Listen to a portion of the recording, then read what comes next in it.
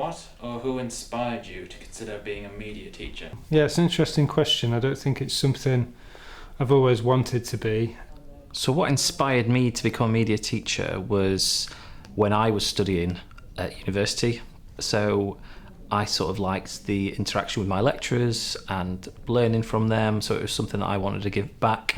I suppose I found inspiration from teaching when I was at university, and I did a volunteering project which involved working with young people who weren't in education. So when I qualified, it was something that I'd always thought about. And although that was a really challenging experience... And it was a lady in the print room that sort of inspired me to properly go for teaching. She said, why wait?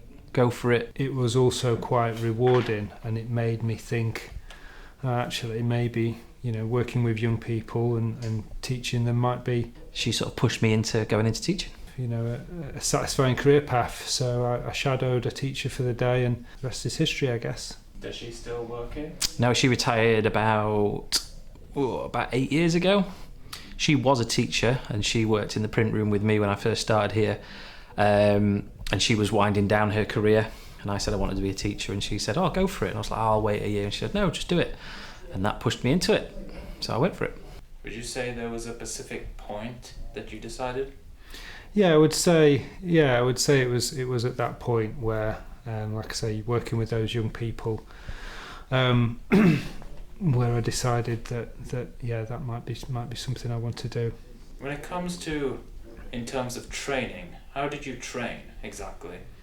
So I took a fairly conventional route. So for the training that I did to become a teacher was my PGCE. After I finished my degree, I applied to do a PGCE in post-compulsory education.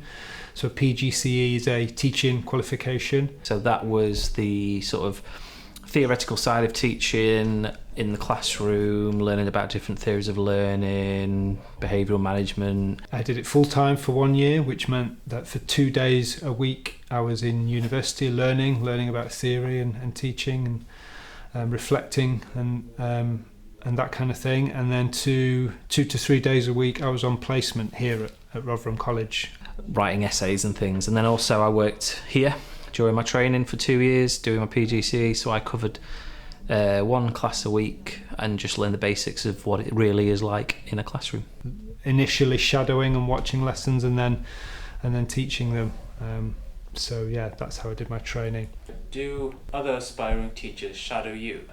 Yes, so I'm quite proud of the fact that I've mentored probably over 10 or more PGCE students or student teachers throughout my career, and a lot of those are now working in education in some shape or another.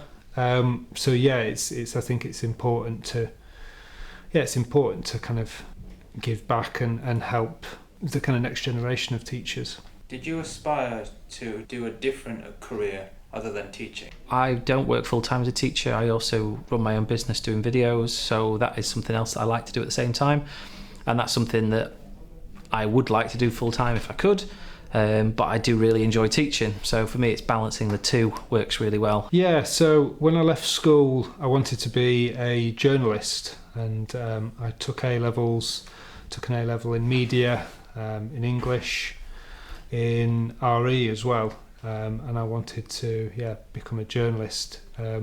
When I did media studies, and it also means that students can get sort of real life experience from me, from what I've had to deal with, and I can pass my learning on to them. The A-level in film was bolted on, and that's where I discovered my passion for film, and it's that took me to study film at university. So yeah, initially I wanted to be a journalist. When I took film, I didn't have a career in mind. It was just the subject I enjoyed the most at college and wanted to continue studying it.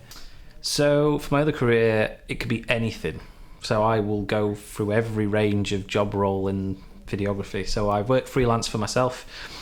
I will work for do corporate videos, corporate promotional videos. So I might work on all the pre-production side of it, proposals, shot lists, through to on the set. I'll work with managers about what they want from the video, what their target audiences are, film it, edit it, go through drafts with their marketing departments or their managers, whoever it is, and go to full completion of a project. So that's kind of what I do. Ever done wedding videos? Yeah, I do weddings as well. So this year we've got about 20 weddings booked. Me and a friend, we do weddings together. We went to university together and started our wedding business about 10 years ago, and never really looked back on that. Although I prefer the corporate stuff or music videos to weddings. You say if it weren't for film, you'd be doing journalism. What kind of journalism would it be? So when I was at school, I went to work experience. I don't know if you remember, but I did 2 weeks work experience at school. And for that, I went to the local newspaper and I was doing reports on stories. But I'm quite into football, so I was doing reports for the local football team, Lancaster City. So that was something I did, but I preferred. I soon realised that I prefer going to watch a game of football without having to write about it.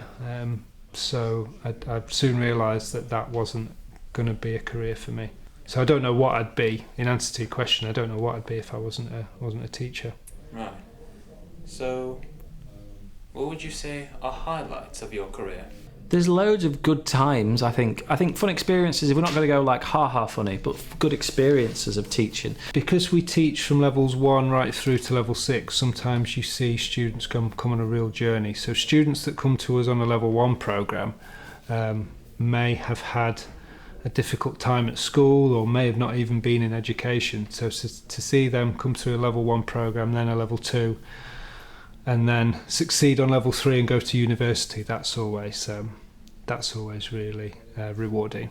So we film with our degree students every year on location for 3 days. So this year was Scarborough and we shot a zombie film. We've done horror film in Whitby a couple of years ago, and that's sort of the time when I have the most fun.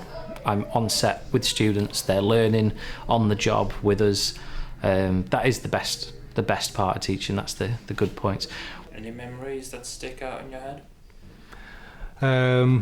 Memories, yeah. I mean, there's celebrating a lot of the successes, a lot of residentials that we've been on, a lot of trips away, a lot of awards nights, and a lot of parents' evening where people say nice things. They tend to try and cling on to those. Memories. For every highlight of a job, there's always a downside. And what would you say is one thing about your job role that you don't like or would like to change? I think it would be good if teachers were allowed to just be teachers and that is their sole job. I suppose it would be nice to have more time, really. More time to look at work and give feedback, more time to sit with students. There is a lot of admin involved in teaching, and that does. There's a lot of background stuff that I think can be quite frustrating, paperwork and things, whereas what we do this job for is to be a teacher, which is what we enjoy. So I think we'd rather do that, to be honest. Marking can be sometimes not that much fun, can be a bit boring, and it's better being in the classroom, but it's all part of the teaching process. That does take up quite a lot of time.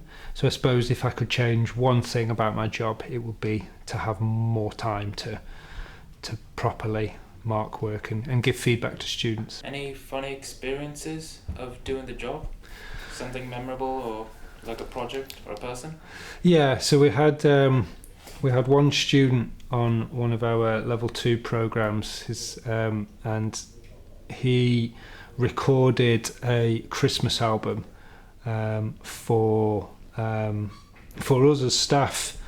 Just recorded himself singing lots of Christmas songs, and it's something that to this day, when it gets to Christmas time, we still play in the staff room. So yeah, I've got fond memories of that student. We've also had students just say really stupid things as well. We had a great one. His contingency plan was his contingency plan, which is plan B, is hoping that plan A goes well. That was his contingency plan, and that just made me chuckle massively. If someone else wanted to go into teaching, what would you say to them in advance? I think before you go into teaching, you have to realise that anything you were or saw as a kid, as a student you will experience as a teacher? I would say you need to be very patient. It's a kind of career, it's a lifestyle choice as well as a career. So there are sides of teaching that you will have to deal with misbehaviour, people messing around, not looking after the equipment. You need to be very committed and dedicated. You need to be very reliable. You can't be a teacher who doesn't show up a lot of the time, for example, because you're leaving a classroom full of students without a teacher. Something that, for me, it took a bit of time to get used to, that you have to go, oh, actually, this is what students are actually like. They're not all going to be great. And I would say, that anyone who's willing to work hard, and I'd also say come into it and just know that it's not an easy job. is patient, could make a good teacher. It's not something that you're just going to be able to walk into and walk out of at the end of the day. It will stick with you when you leave at the end of the day if something's happened that day that is particularly difficult or particularly great. You can come away from this job feeling massively high because you've done something great with a student. It's a very, very demanding up and down job, I think is the right way of putting it.